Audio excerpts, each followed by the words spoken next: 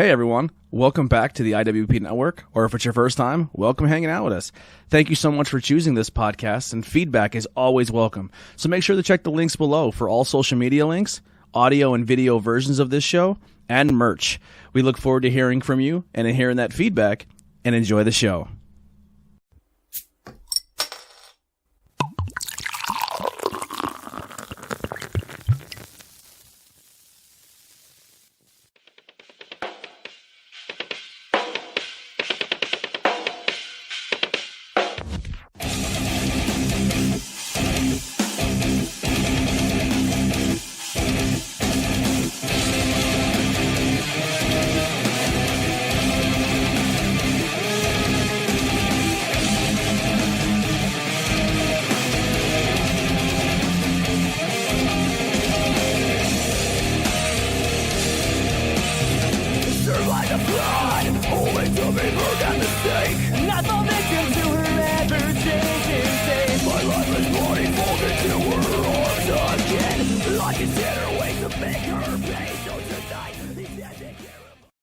Bangin Beers Podcast Patreon episode number 5. Thank you guys so much for tuning in.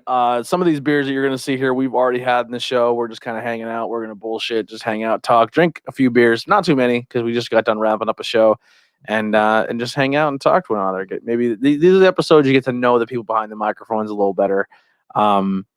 Maybe I think today we can do some background stories. We talked a little bit on the show, but how you guys came about the show, how you heard about us, and maybe give the listeners some insight of how you guys ended up at the table here. I think that'd be fun, and then we could do some small stuff in between, off camera between episodes. We're talking some Led Zeppelin and some great Led Zeppelin tribute bands, not cover bands, tribute bands. Tributes. I didn't know the other one existed. The one you said, Kashmir.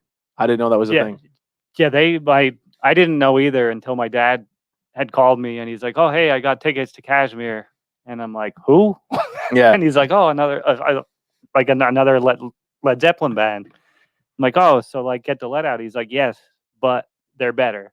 Yeah, because do we just want to go there and start? Let's just go there. So the big famous one from Penn's Peak for Led Zeppelin tribute bands is "Get the Let Out."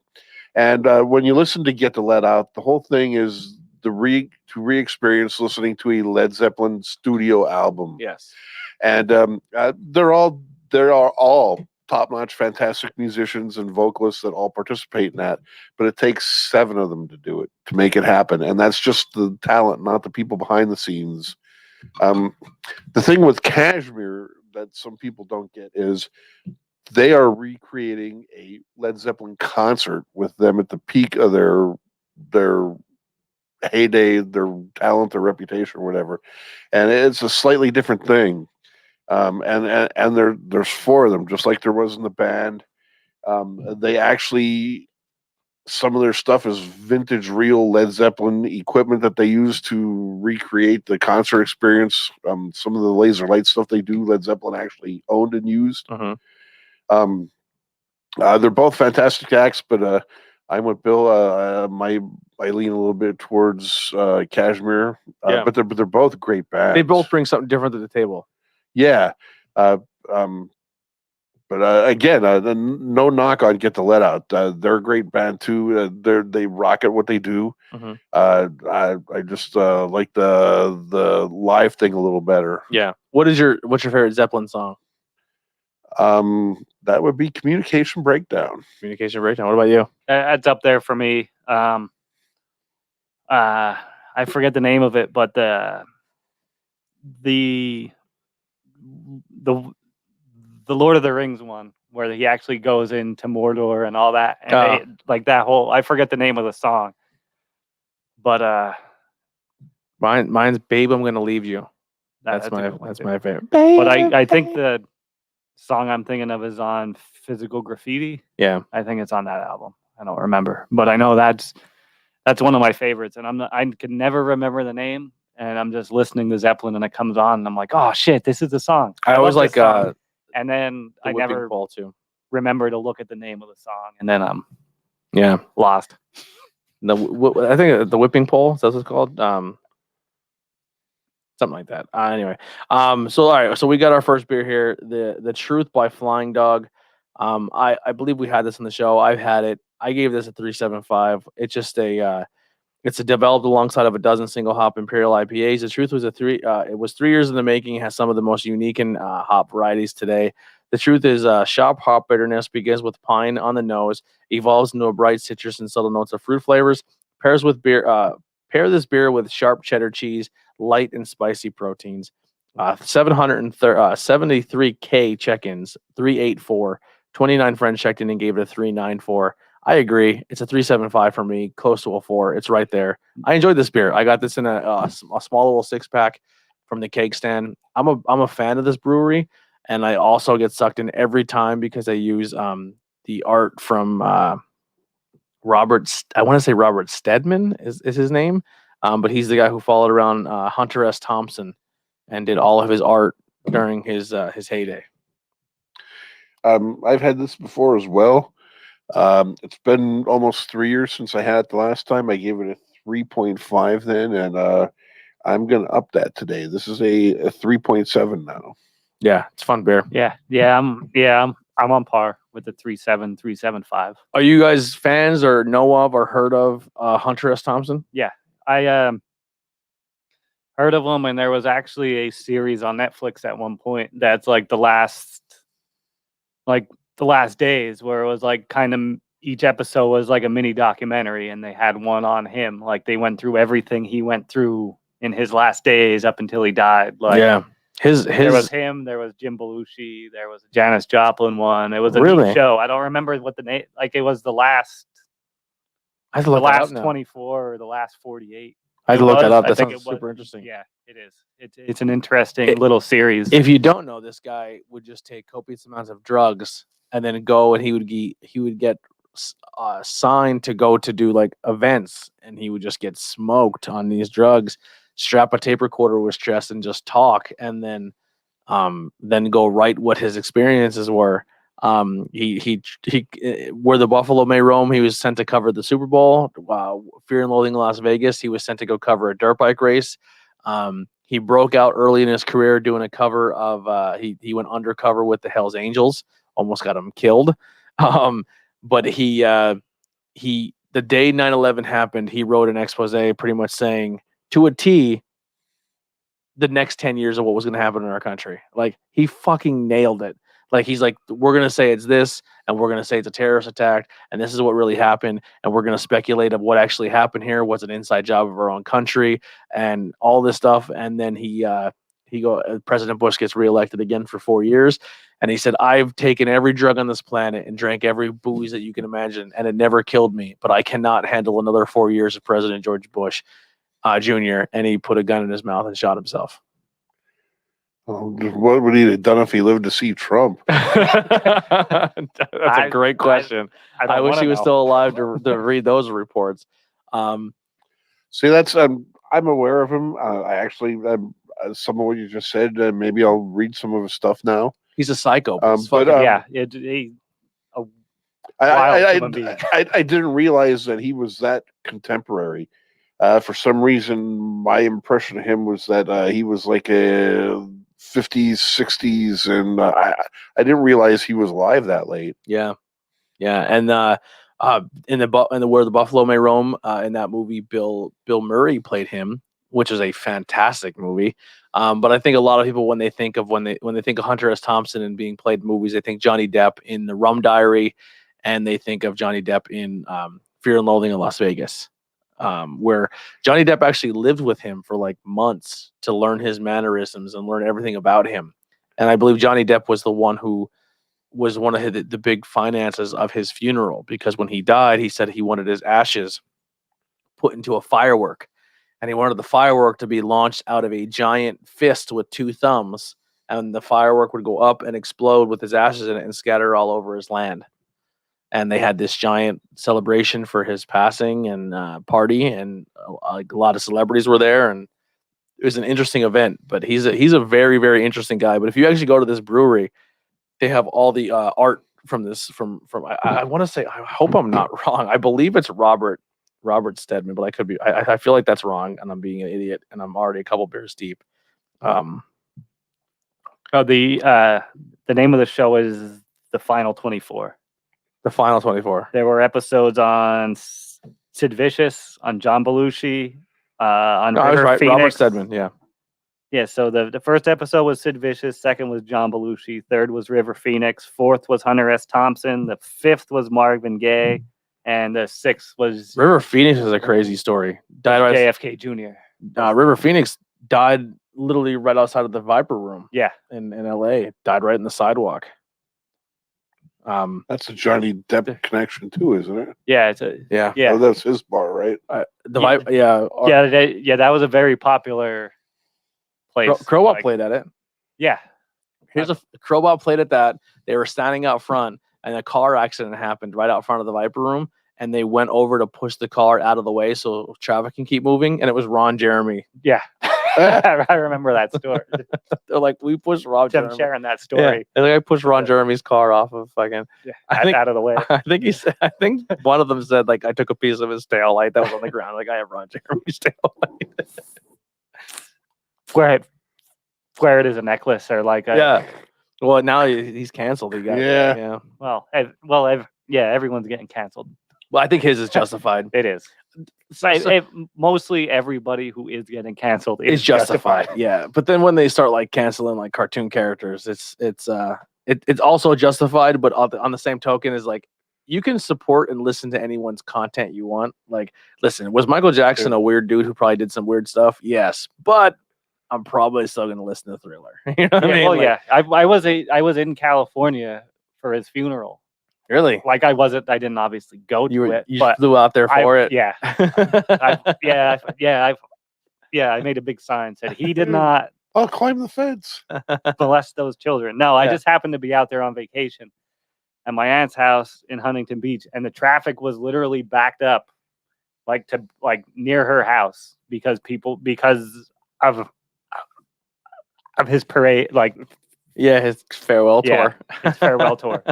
Yeah, it was wild. That's what I like with Not Cool in High School. We can find like topics like that, and we just like research it and talk about it. It's so much fun. One of these days we gotta get you on one of those shows and come talk. Yeah. Well, is that the for the ladies? Leaving Oh yeah, for you're the coming on weekend? the No Man. Yeah. So Heidi and Bree will not be there for an episode. They're going away for a girls' weekend. So we're all gonna order the Al Bundy No Man Club shirts. I found it's on actually I think it's on either Teespring or TeePublic. Really? There's two. There's one that just has the logo on the front, or one that has the logo on the front and then the words on the back. How Yeah. that means. Yeah, we're all gonna order them and sit down and do a guys podcast. Yeah, you just have to let me know the day and I'll get off. Yeah, I'll keep you in the loop. I'm Work. terrible with fucking days. I call Heidi my secretary. She always keeps me in check with everything. They're having like a family like a Christmas exchange because we haven't had a chance to do it because of COVID and everything. And I was like, "What day are you doing?" She goes, "Sunday." And she's like, "I thought you were off next Sunday." I said, "I am because I'm not in the area." I said, "I already have everyone coming over to record today," and so everyone's hanging out. And fortunately, I'm not there. So I think her family's starting to get a complex. I never show up. But I like her family. Everyone's fucking awesome. They're super supportive. But I just never get to see them because my days off. I do this. I'll say, but that's well, exactly. Like, I mean, Rose and I still work every day. My parents are almost 80. I'm not going to go over. I mean, no, it's probably okay now because they actually ended up having COVID and getting through it okay. Yeah. But they didn't catch it from me. Yeah. You know, I deal with the public every day. Where I work, I have to deal with truck drivers. God knows where they were last or where they're going next. And well, I think what they're saying is Group not A1. that that's a bash on truck drivers. Yeah. But you know, They have a lot of but that's contacts. yeah, exactly. They're like a potentially like a fucking petri dish. yeah, because you go someplace and the next day you're 1,000 miles away. Yeah. But yeah, so like I haven't seen my parents in forever because like I said, yeah, you're not going to catch it from me. Mm-hmm. I think what they said with group 1A is like medical workers, and then group 1B is like people like manufacturer workers and like people who are open like local businesses. So I think we all would qualify for the most part for the next group. I only know me personally. if they do it, I'm taking it. I want it. I'll probably take it, but my thing is I would feel greedy taking it, knowing that I'm getting it, and somebody that needs it more than me, because I'm like You work with- relatively young, relatively healthy. But you work with the public. Yeah. Technically, you're not so much being greedy. You're actually being a help because you have contact with people. So if you don't take it and you're asymptomatic and you can carry it, you're by getting the vaccine, you're helping people because you're not a petri dish. You're not spreading it. You know what I mean? As super spreader. Yeah, you're not a super spreader. COVID Mary. Yeah. But the thing is, and listen, I know if you're listening to this, I know some people have like theory, like the conspiracy theories are out there like this. I'm not taking something that's only been in the works for 6 months. Spoiler alert, it hasn't been. It's been worked on for a very long time. I'd say at the very least a year. Yeah. At this point. Yeah. Like I doubt Actually, they were working on it. Your dad was the first one that gave a common sense explanation to me. Yeah. With for anyone who isn't aware already, the coronavirus is one of the many different strains of COVID. COVID. Yeah, back up. COVID is one of the very many coronaviruses. Yes. COVID's not brand new. It's been around a long time. And another one of the coronaviruses that should be in everyone's vocabulary is SARS. Yes. And one of the things that made these so readily available is that they used the work that they did with SARS to get a head start on this. They didn't have to start from scratch because they already had 8 years of research and work in the lab to deal with. It's weird because I still do really honestly believe that there was some rush to get this available, and they may have cut some corners or whatever that they wouldn't have cut for something that wasn't so devastating. Mm-hmm. Well, I think the cut corners are more like the testing and the trials versus like them not adding one thing in that they it sounds really shitty, but say if they put this vaccine out and it kills 1,500 people, right? Like 1,500 people are going to die because they take this vaccine, minus the over 500,000 we're at now of people who have died from this. Like, I'm not saying those 1,500 lives don't matter, but we're on pace where we broke 500,000 people.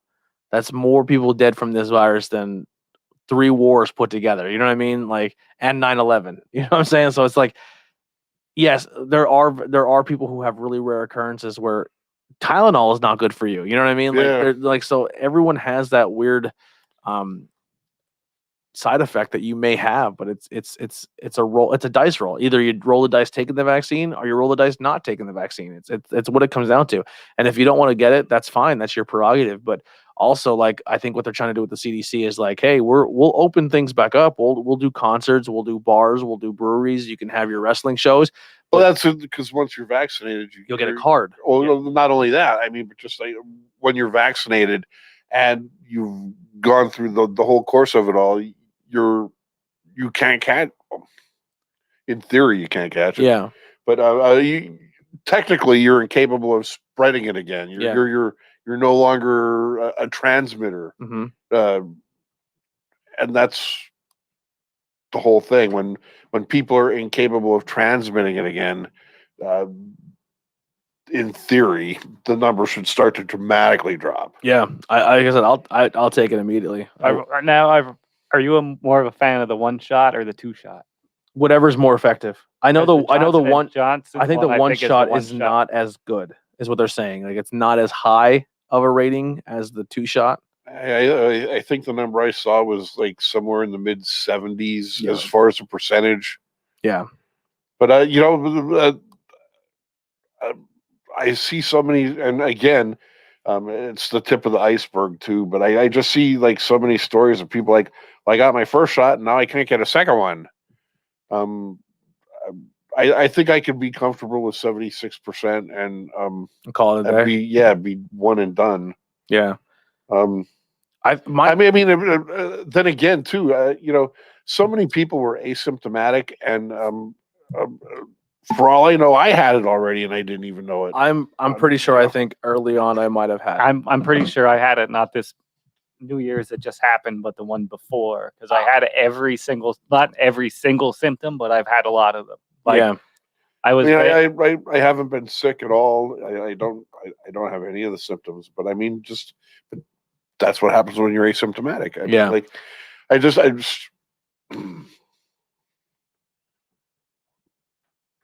it just seems strange that to be exposed to the public on that kind of basis every day, and I mean, I follow the regular protocols. I wear a mask when I deal with people. If I'm in a store or whatever, I do my best to wash my hands more frequently. Especially at work, we have hand sanitizer everywhere. Hand sanitizer here if anyone needs it. But you know, I haven't taken any real special precautions to prevent myself from Just being cleanly. And it just strikes me as amazing that like I didn't even get the flu this year, which is crazy. I generally don't get sick that often, but I'm usually well, you due know, for but a flu every year. that's as bizarre as that is because one of the things that in the beginning everyone's like, well, millions of people die from the flu every year, Yeah. and Corona actually like threw that into the garbage because I believe that's true.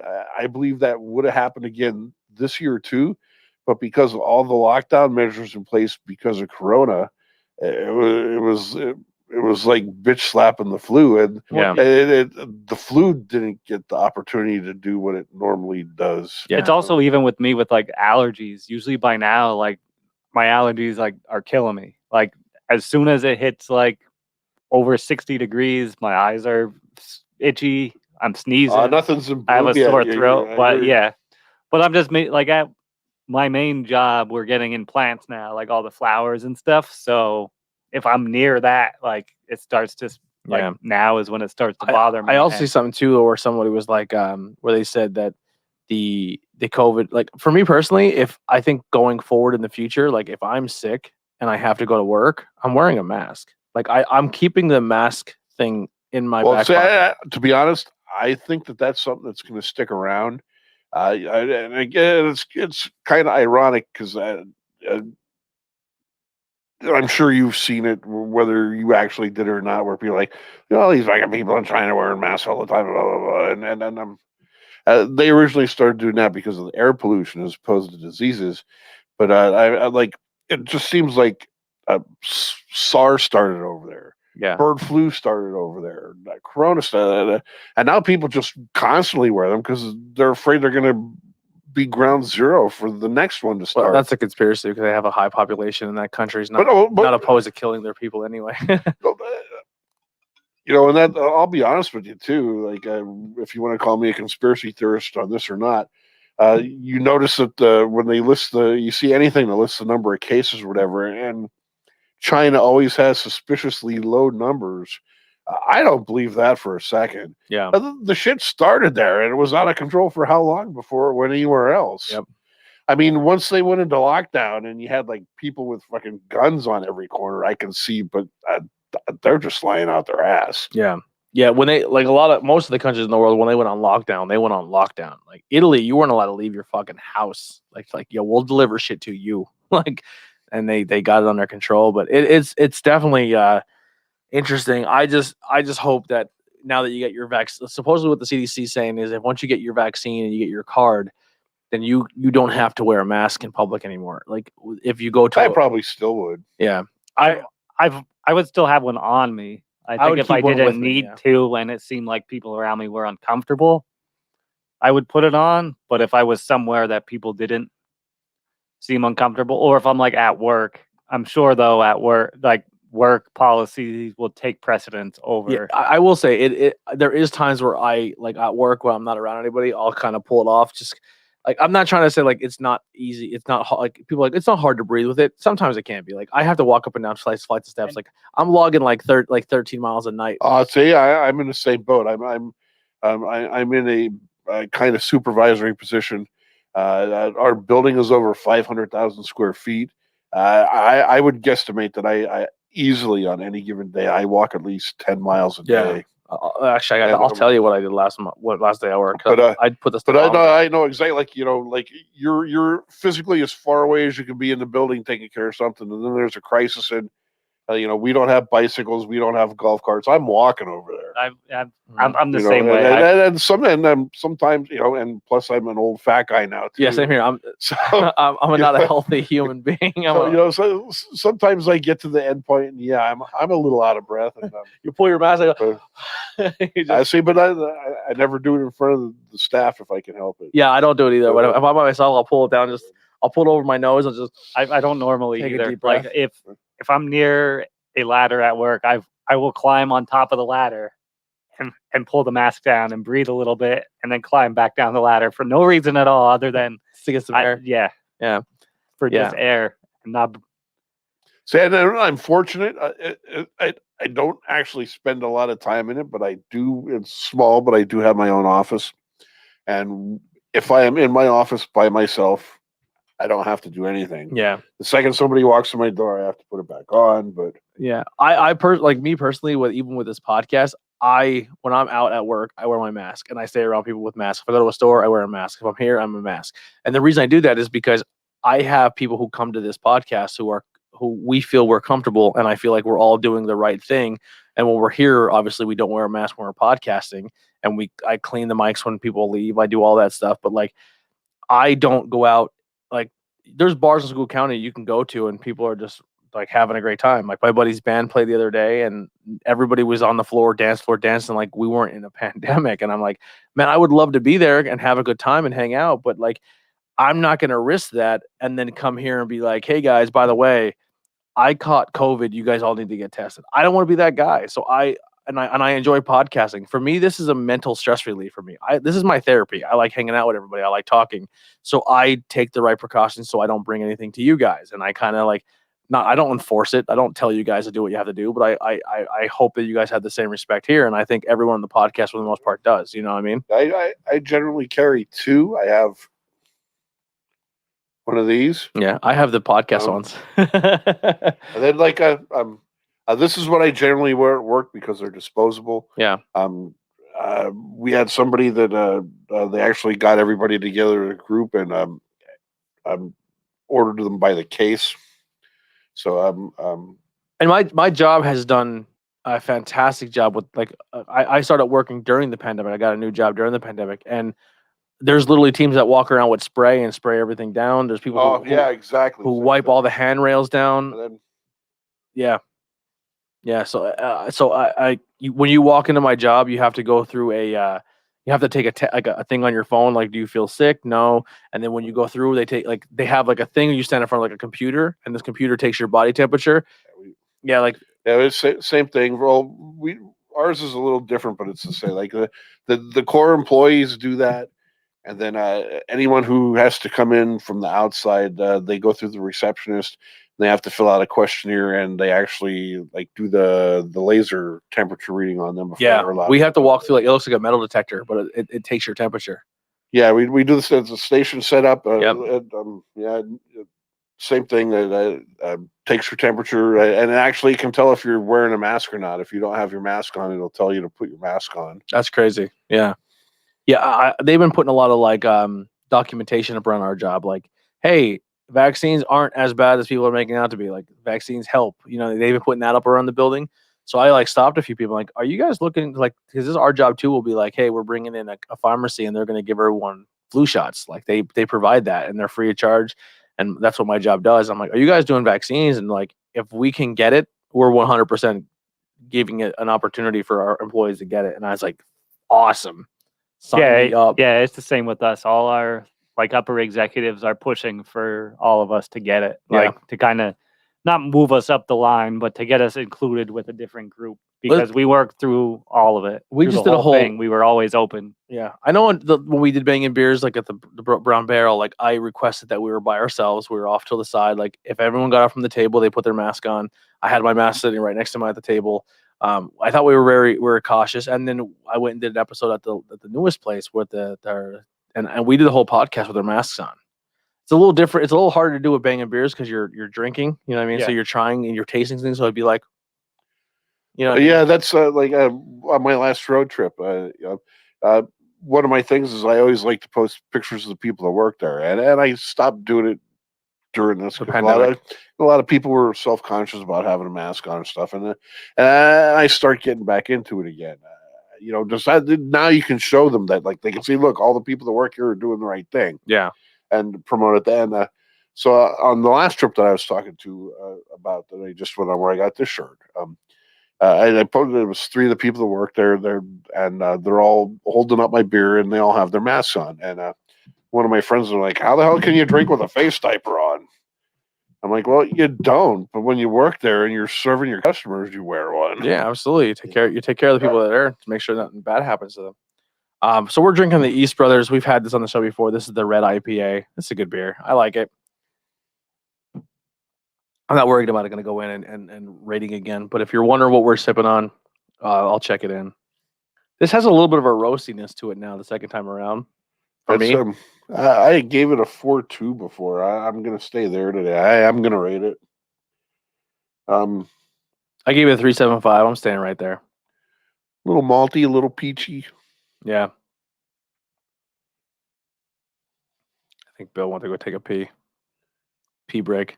Put a lot of liquids in our body in this episode. Oh, dogs are barking. Fucking wind is blowing. So I think I can't talk about it on the podcast yet. But Heidi's signing up for something in the area soon. She's gonna be doing like a local sports team. It's pretty exciting. Oh, the Patreon. Participating? Or? Yeah. She's gonna be a part of like a team, like a local team, and they do a lot of stuff in the community, and they do like fundraisers and stuff. I'm pretty excited for her. She actually went today and got the rest of her equipment she needs, and she's gonna start training and trying out soon. But it's a sport that is pretty physical, and it's a sport that they said if they have 50 people try out, they usually only get 3 at the end of it. So she's determined to make the team and be one of those 3, which is exciting. So hopefully when we do the whole like bi-weekly thing, I can still go and support her and go watch her meets or matches or whatever they call them. I don't know. I'm still new to the sport, I guess. But it's exciting. But so yeah, I definitely with the pandemic, like I definitely want to do the right thing. I want to get vaccinated, and I want to go back. Like, man, there's so many breweries that welcomed us to come in, and I was just like, I held off. You know what I mean? And I definitely want to get to the point where we can start doing that again because it was a great time. What do you think of this East Brothers red IPA? I like it. It's not a normal IPA. Yeah, because it's the red. I'm gonna say 4. a 4? 4. Yeah, I gave it 3.75. All right, I'm gonna sit this one down. For the last one here, we had this on the last Patreon actually. Trog's Joyous IPA. I'm gonna mix it with all the other shit here. I was telling him, I said, Heidi, I can't really say what she's doing yet, but I'm sure you could put the pieces together. But she's joining a local sports team, Heidi. Oh, Yeah, where they may wear a special thing on their feet and they go around in circles. Fuck it, it's Patreon. There's only 7 people. She's joining the Scream Queens. I was gonna guess roller derby. Yeah, right? she's joining a roller derby team. It's long gone now. There was a bar in Tamaqua that used to be called the Happy Ending, and when the people that owned it took it over, that was they sponsored a roller derby team. Mm-hmm. I can't remember where, but yeah, the Pottsville has their own team. It's pretty exciting. I'm proud of her because she's not only does she want to join this and participate and be active, but she likes the fact that they do things to help communities and they do fundraisers and they do really fun things, and she can use her horror fandom to make her character, and she can wear face paint and do fun things. And now is she gonna dress up as a leprechaun? Maybe she's trying to come up with a name. She needs a name for the thing. For her character, and I told her to do Heidi B, and she's like, no one's gonna get that, and because she's obsessed with Cardi B. Yeah, and she like, but it's not about people getting it. It's about like you knowing what it is. Yeah, and then like kind of hoping that people get it. Promote your image and people are interested enough to find out. Yeah. This is it's not TMI information, but like she's not ashamed of it. She just recently got it. So she made a joke. She's like, I'm gonna go get some tattoos. And she's like, I want to get a B because she's proud of the Blackwell name. She's happy that she's a Blackwell. She embraces it.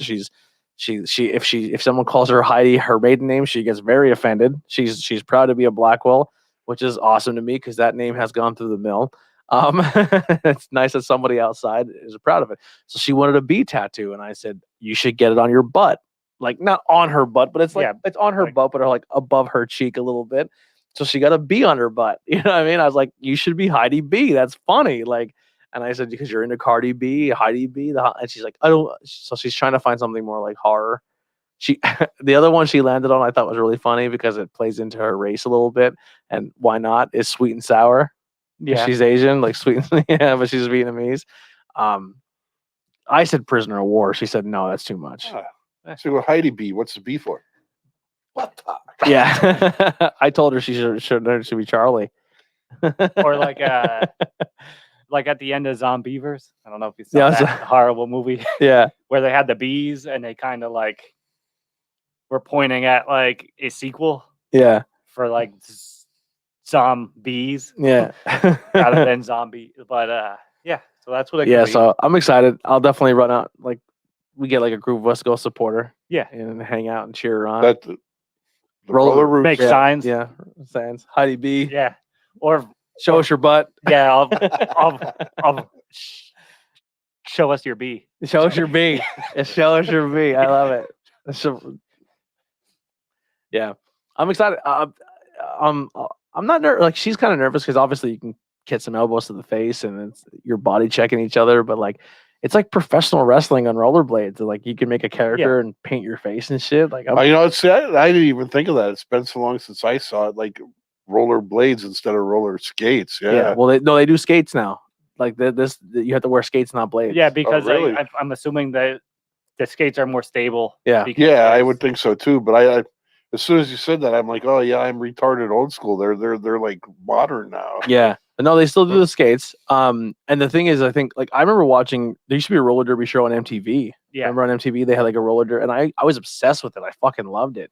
I don't know how much of the rules are similar or different, but yeah, I'm excited for her. She's really excited, and she's she ordered her mouthpiece and her helmet and her pads and stuff, and I'm gonna get her like an IWEP sticker to stick on the side of her helmet. You know what I mean? Like, and it's cool because like our podcast is we want to support local stuff and put it out there, and the Scream Queens do the same thing. So she didn't even tell anybody she's part of the like she hasn't even said it yet. She's like still like they have no idea like that we're gonna be promoting them. You know, I own a Scream Queen shirt before she even signed up because I was like I think it's cool what they're doing. It's like a school county thing. I'm proud of them. But yeah, I'm pumped, man. I'm excited to like go see her perform. She always plays in like volleyball leagues, but they're all like private gym type things. Well, yeah, no one's allowed to like. And she doesn't want me there because I'll be like, Yeah! I'll be there with a bear. Woo!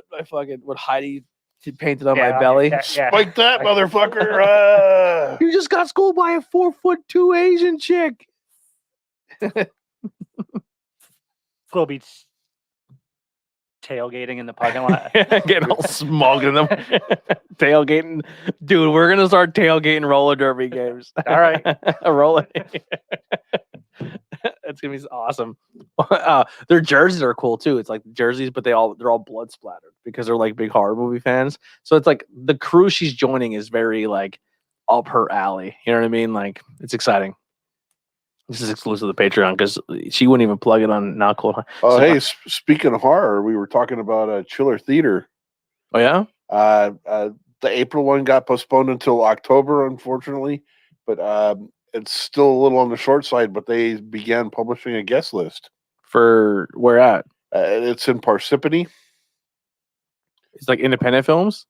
The core is horror, but it's over the years it's evolved into just general entertainment. Mm-hmm. There's always wrestlers there. There are people from other movies and television shows, and other even sometimes there's porn people there. Nice, but the core of it is still based around horror, sci-fi, fantasy movies. You see a porn star like, oh, that's Asa Akira. Like, how do you know that? I don't know. The flyer. Yeah, I just read her banner. I don't know 8 of her movies.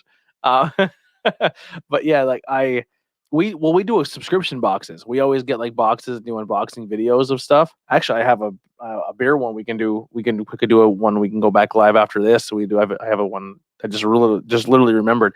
But we do like horror ones. Like I just subscribed to 2 more. I used to get the horror block, and then it went away. So then I well, if you ever get a stopped, box, and then now bring it. We'll do unboxings.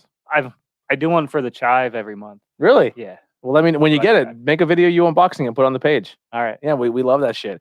But I got one. It's called Loot Fright, and the last one every one you get comes with our band box. It comes with an autograph. Like there's an autograph in the box. I got an autograph of the guy who does the voice of the Crypt Keeper. Oh, that's cool. I was like, this is fucking dope. When I got the horror block, I got one from Doug Bradley, Mm-hmm. who was Hellraiser, and for the twins from The Shining. Nice. The actual like both of them. Yeah. That's really good. Yeah, I'm not someone when I go to cons. I don't stand in line. I don't really either. Like I've been to a few, but it takes other people convincing me to go get an autograph because it's just like enough for me to know that I met them. Like I don't need to. Sometimes prove it. I do. It's always someone that's off the wall, or you know, like when the Walking Dead people were there for I don't know, like sometimes I think half the place was there just for them. Yeah, you know that, but there's not one person that guess I'd stand in line for. Not one. There was one that was cool that Andy, Zach, and I went to up in Scranton. There were all the Texas Chainsaw guys. Yeah, dude, I walked up I went to one con my whole life. I walked up to China. Now I'm not looking for. Autographs don't do nothing for me. A photo with somebody doesn't do nothing. I just like to walk up and be like, "Thank you for your work," and then I'm good, and I walk away. And nobody was in line for China. And I walked up the wrestler and I was like, thank you for everything. You know, I knew she was going through some hard times and everything like that. I was like, thank you for everything. Like I still think you're hands down the greatest female wrestler ever. Like you were a trendsetter. And her hand, before she even could look up and say anything, her hand was like, if you're not paying, get the fuck out of here. And I was like, see you later. And unfortunately, like 2 weeks later, she passed away. She was gone. Yeah. And then I walked over to another table and there was nobody in line because Adam West and Burt Ward and Julie Newmar were there. And their lines were through the fucking... that's the whole... So I went with my friend who went up to meet Adam West. Adam West wouldn't look him in the eyes, wouldn't say hi to him, wouldn't talk to him. Like literally kept his head down, and his handler would say, "What's your name?" And he'd say, "My name is Bill." He would say, "Thank you, Bill, Adam West," and he would hand the handler your thing, and then the handler would hand it back. I can honestly say, so I might have like a half dozen autographs from Triller Theater, and that while some people do have handlers, I have never seen a handler intervene like that. Yeah. Every single person I got an autograph from, they spoke to you directly. Who all do you have? I'd have to. You're gonna have to give me a minute on that one. Yeah. But every person I've got an autograph from spoke to me directly. Even if it wasn't like a super elaborate conversation, and I even had people that like, oh no, that picture's no good. Take another one. You know. Mm-hmm. Yeah. Well, go ahead. I did that same con. What's her name? Was she from Chasing Amy? Was there? Her line was the roof. And if you got caught taking a picture of her while you're in line, they come over and fucking make you delete it. And I was like, this is fucking ridiculous. So I walked up to a table. Nobody was there. Right across from China. Literally nobody at this guy's table. He's sitting there all by himself. Ralph Macchio. Completely table was empty. Nobody gave a shit he was there. And me and Heidi walked up and had a full conversation with him. And he was like, hey, like, you don't have to pay, but like, do you guys want a photo? And we're like, yeah, I don't even think we got an autograph from him. Ask Rish about when we went to meet Frayne Wilson. Is he just super chill? Yes. Well, more specifically about he and I, because we talked for like 5 minutes and everyone else in line was like so pissed because we were just talking and there were other people in line that wanted to go up and meet him and he just kept talking to me. Yeah, we had Ralph Macchio to ourselves for like 45 minutes. Nobody there. So that's like another thing too. Like the friend of mine that got me to start going to these with him, his name's Rocco. He doesn't anymore, but he had to stop because of health reasons, but he was a smoker. And he was talking about how like you'd go out to the designated smoke area and you would catch the celebrities that smoke when they're you got Nosferatu bumming a light off you, and, Nice. And the other one that we met at that same con I was super pumped for was with Tom Savini, who has done all the special effects and acting himself for like Friday the 13th. And there's a good doc on him on I think it's on Shudder. Really? Yeah. Fucking a legend. Nobody at his table. It's wild because how he got started. Like he was in the Vietnam War and he just came back and was like he was recreating things that he saw over there. Yeah. He was like a medic or whatever over there. So he saw like all this shit and he just came back and that's what he used when he'd make like all the things that I said in the movie. We were in Monroeville. All the death and, and nobody's at his table. And I was like, why the fuck is no one here? And I walked up and like, hey man, thank you. And he's like, hey, I have a stack of posters there. If you guys want an autograph, I don't even think I got a photo with him. I'm like, I don't want a photo. Like, you want an autograph? I was like, you're the only one here I want an autograph of. He goes, really? He's like, Adam West is right over. I'm like, I'm a huge Batman fan. Yeah. But my favorite horror movie is Dawn of the Dead. Yeah. And he's like, there may be one in there. Now we're in Monroeville. You know what I mean? Yeah. And like, I went through his He had like 100 Friday the 13th and everything else. And the very, very bottom was a Dawn of the Dead poster. And I pulled it out and I handed it to him and he autographed a Dawn of the Dead poster for us. And I was like, thank you so much.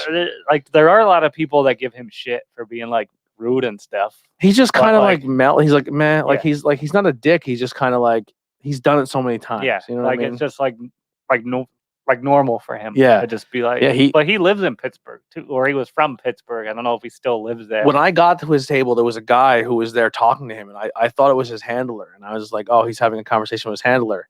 And I walked up and he's like, all right, man, you got to get going. There's somebody else here. And he's like, all right, man. And the guy got up from the chair and walked away. And he was just a guy who was just like me. And he was like, hey, have a sit down. Like, no one's in my line. Come talk to me. It's like wild. Like him, Greg Nicotero, even like all the guys from Pittsburgh. Like it's just wild. Like you wouldn't even think. Yeah. That like George Romero. Like, oh my God. Like all of those guys. Did you get the George Romero Fright Rag shirt? No. Me and Heidi did. Yeah. I was gonna order it and then I got a pint glass, the Shamrock Series pint glass. Did you find out who you have? A couple here. One of the ones I got was Lee Merriweather doing Catwoman. Okay. And actually, unfortunately, another place that's not around anymore. I used to hang out, and for a while, I was an officer at the Italian Club in Tamaqua. Okay. I actually got her to sign a picture to the Italian Club. Ciao, meow. Yeah, nice. And but she was from. Was she the second Catwoman? I think she was the second one. Yeah, Julie Newmar was the first, and then Eartha Kitt afterwards. Yes, the Black Catwoman, the first Black. Yeah. Oh, jeez. I've got a couple of musicians there too. There's always musicians there. I Lita Ford. Nice. One of the few that had like an active handler. You know who I stand in line for? Elvira.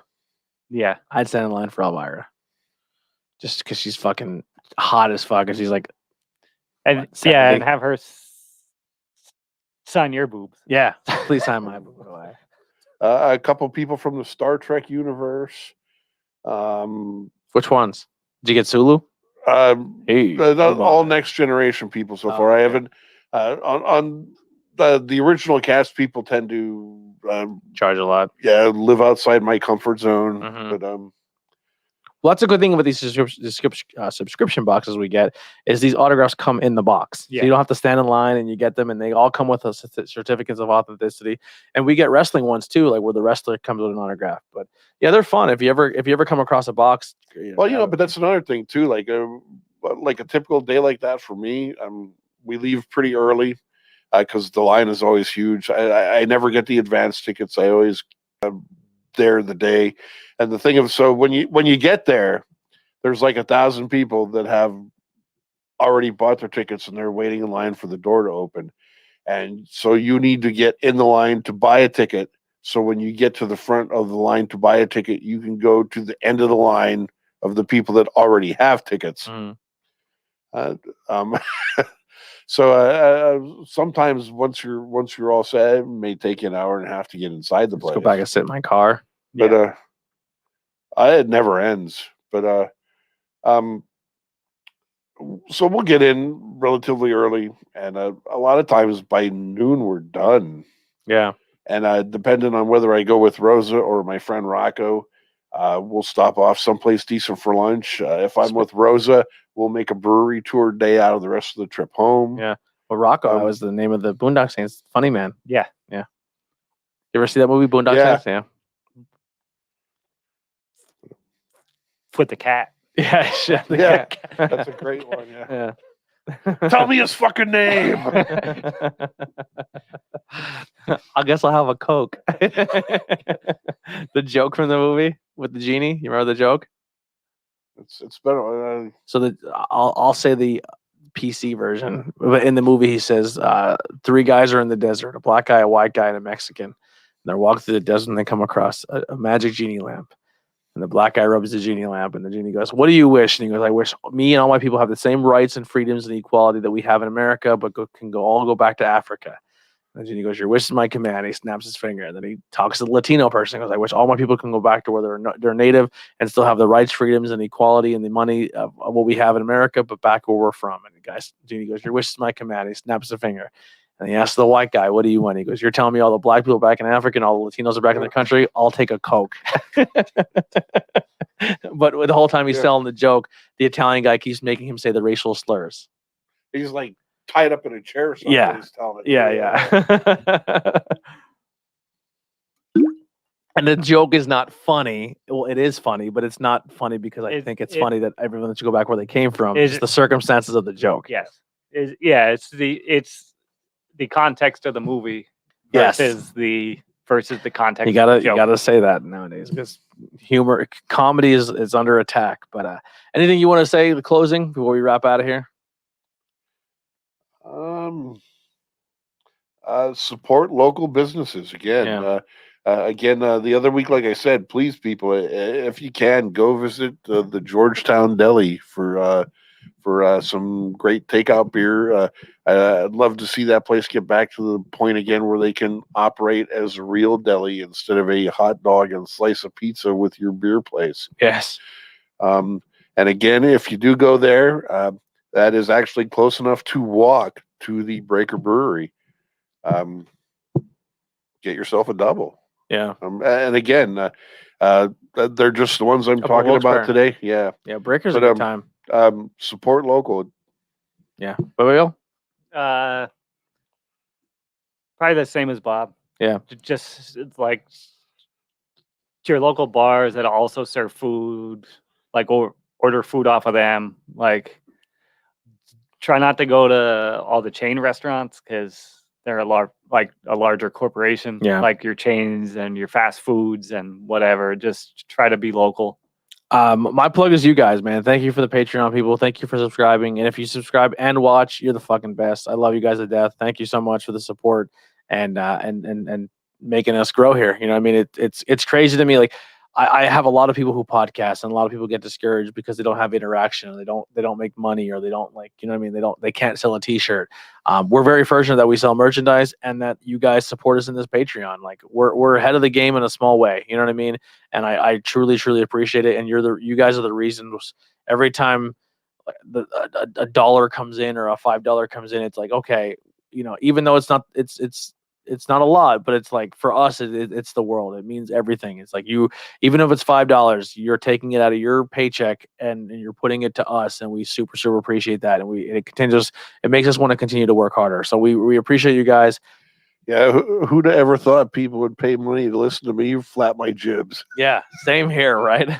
So thank you guys so much. Bangin Beers Podcast, Patreon episode number 4, 5. Where are we at here? I think it's 5. 5. All right, yeah, we're out of here. We'll see you guys next time.